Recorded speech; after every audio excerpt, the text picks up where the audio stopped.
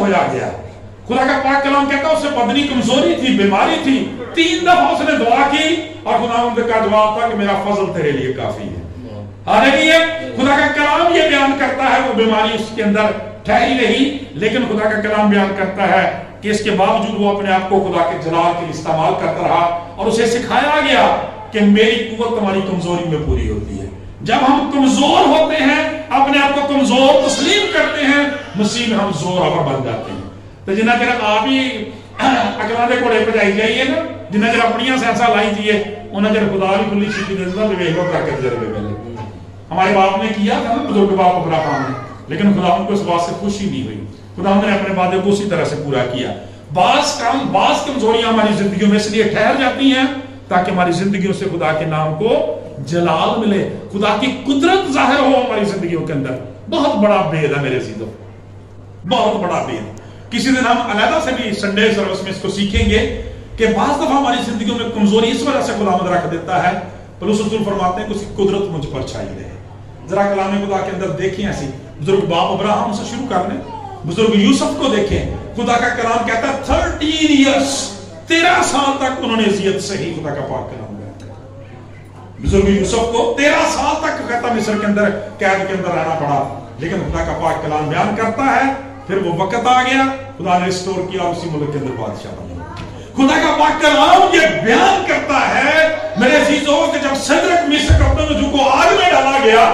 तो हंसने वाले हंसते थे, आग में डालने वाले हंसते थे कि इनका खुदा को बचाता क्यों नहीं, अभी क्यों नहीं, जो इसने बाद में मुआवजा किया उस वक्त भी कर सकता था। लेकिन खुदा का कलाम कहता है कि जो आग में से उसने जलाल जाहिर किया है उसकी फिर क्या ही बात है। खुदा का पाक बुजुर्ग दानियल को शेरों की बात से पहले भी निकाल सकता था,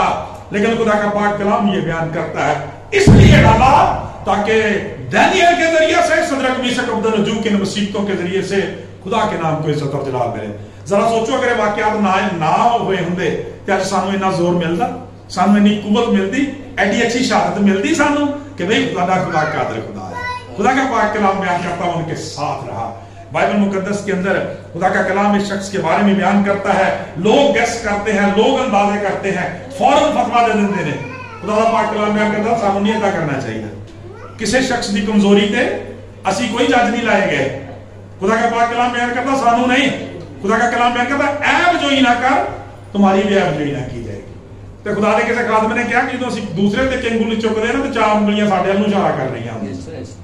कि जो कमजोरी उस शख्स के अंदर है हो सकता है 4 गुना मेरे अपने अंदर हो। इसलिए मेरे निजात देंदा ने फरमाया ऐब जोई ना करो। ਅਸੀਂ किसी शख्स की नीयत ਨੂੰ ਉਹਦੇ ਇਰਾਦਿਆਂ ਨੂੰ ਅਸੀਂ नहीं जान सकते, खुदा जानता है। लोगों ने फौरन फतवा दिया, यीशु मसीह के शागिर्दों ने भी ये कहा कि लाज़िम इस शख्स ने कोई गुनाह किया होगा जो ऐसा किया, बल्कि उन्होंने तफसील बयान की, लिखा है कि उन्होंने पूछा ऐ रब्बी किसने गुनाह किया था जो ये अंधा पैदा हुआ, इस शख्स ने या इसके माँ बाप ने? यीशु मसीह ने तस्दीक कर दी और कंडेम किया कि ना इस शख्स ने गुनाह किया था ना इसके माँ बाप ने गुनाह किया था, बल्कि ये इसलिए हुआ कि खुदा के काम उसमें जाहिर हो सके। मेरे अजीजों, क्या ये शख्स अंधा पैदा ना होता तो आज इसका वाकया बाइबल के अंदर दर्ज होता?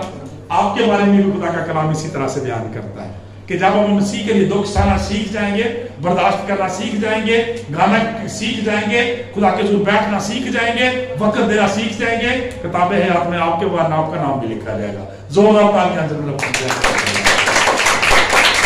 खुदा का कलाम ये बयान करता है, बस भाई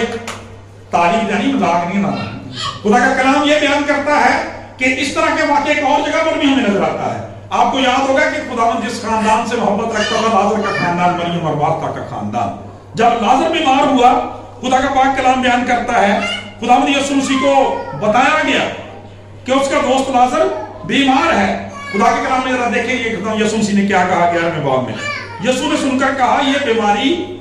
मौत की नहीं है, यह बीमारी मौत की नहीं है, यह बीमारी मौत की नहीं है, बल्कि लिखा है खुदा, बल्कि मौत की नहीं बल्कि खुदा के जलाल के लिए है, ताकि उसके वसीला से खुदा के बेटे का जलाल जाहिर। हमारी कमजोरियों से, वबाओं से, बीमारियों से खुदा को भी जलाल मिलता है, खुदा के बेटे को भी जलाल मिलता है। आमीन जी, ताकि उसकी कुदरत हम पर छाई रहे। खुदा का कलाम बयान करता है कि ये बीमारी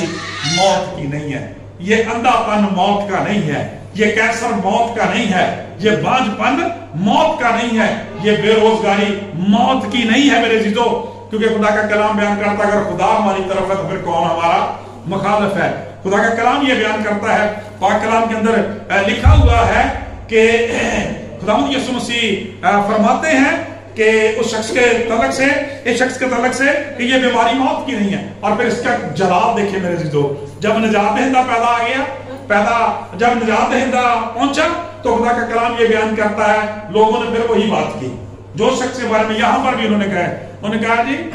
بڑے بڑے معجزات کیے ہیں، اس سے اتنا نہیں ہو سکا کہ اس کا دوست لازر نہ مرتا۔ خدا کا کلام یہ بیان کرتا ہے بہت ساری باتیں تھیں، یہاں تک کہ گھر والے بھی مایوس ہو گئے، انہوں نے کہا کہ ہم بھی جانتے ہیں کہ قیامت میں آخری دن جی اٹھے گا، لیکن میرے آپ کے نجات دہندہ نے کیا کہا؟ قیامت اور زندگی تو میں ہوں، جو کوئی مجھ پر ایمان لاتا گو وہ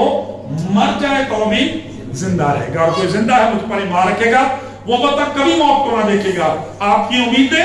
مایوسیوں میں بدل گئی ہیں، آپ کی امیدیں مر گئی ہیں، حالات مر گئے ہیں، آپ کی ساری امیدیں تو قوت جاتی رہی ہیں، لیکن میرے عزیزو تو بھی خدا کا کلام بیان کرتا ہے نجات دہندہ ہماری اس حالت کو، ہماری اس حیثیت کو، ہماری اس بیماری کو، یہاں تک کہ ہماری موت کو، ہمارے دکھوں کو اپنے جلال کے لیے استعمال کر سکتا ہے۔ بڑے بھید دی گل ہے، انہوں سنبھالنا ہے اپنے کو، جنہاں لوگوں میں سمجھ آ رہے ہیں نا اس لیبرا کو نہیں ڈالتے، ٹھیک ہے، وہ جان دین تک بھی وفادار رہتے ہیں، ٹھیک ہے، جن کو یہ بھید سمجھ آ جاتے ہیں کہ خدا نے وقت ٹھہرایا ہوا ہے۔ خدا کا پاک کلام بیان کرتا ذرا اس شخص کو یاد کریں جس کا ذکر اسی انجیل کے اندر ہے جو 38 سال سے بیمار تھا۔ خدا کا کلام بیان کرتا 38 سال ہو گئے سن تو سارے بچے بیٹے بیٹے کی شادی ہوتی ہے، پہلے سال خدا بلیس نہیں کرتا، بعد نہیں اگلے سال ہی ہوری سوچا ہو جاتی ہے، تو سارے ماں باپ کی مثال دیتی تھی 25 سال بعد خدا نے انہوں نے بلیس کیا تھا۔ خدا کا کلام بیان کرتا وقتی طور پر نوکری نہیں ملتی، لوگ پریشان ہو جاتے ہیں، ایک دیہڑی نہیں لگ جاتی تو خدا تو مطلب پریشان ہو جاتے ہیں، نہیں خدا کا کلام بیان کا 38 سال اس شخص کو ہو گیا تھے۔ خدا کا پاک کلام بیان کرتا ہے نجات دہندہ وہاں پہ آیا اور ریسٹور کر دیا۔ بید کی بات یہ ہے خدا کا کلام یہ بیان کرتا ہے کہ یہ دکھ جو ہے خدا کا کلام کہتا ہے جو تجھے اپنی تربیت کے لیے، خدا کے جلال کے لیے، اس کی قدرت کے زور کے لیے سہنے ہوں گے، ان سے خوف نہ کر۔ تو بچوں انہوں سیکھ لو انہاں گلاں دعوت، ان باتوں کو سیکھ لیں ابھی سے اپنی زندگی میں، مضبوط ہو جائیں گے آپ اور خداوند میں، پھر آپ کہہ سکیں گے کون سی چیز ہمیں مسیح کی محبت سے جدا کرے گی، یا مصیبت یا تنگی یا ظلم یا خطرہ یا ننگا پن یا تلوار،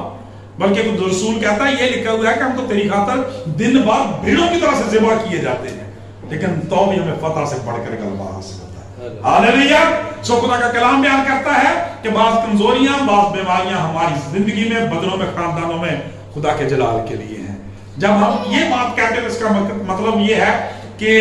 پاک کلام یہ بیان کرتا ہے کہ خدا ہمیں بھول نہیں جاتا، وہ یاد رکھتا ہے، وہ ہمارا خالق خدا ہے، جو چیزیں نہیں ہیں ان کو خلق کر کے ہمیں مہیا کرے گا۔ آمین۔ آپ ایساری ماں باپ کو مارکیٹ چوں نہیں لین جانیاں پینیاں ہیں کہ مارکیٹ جو چیز ہے یا نہیں ہے، جو بچوں نے کہا خلق کر دے گا، خدا کا کلام بیان کرتا ہے، آمین، مہیا کر دے گا۔ اور آخری بات میرے عزیزو جو آپ سے کہنا چاہتا ہوں کہ یہ شخص کب اندھا ہوا تھا؟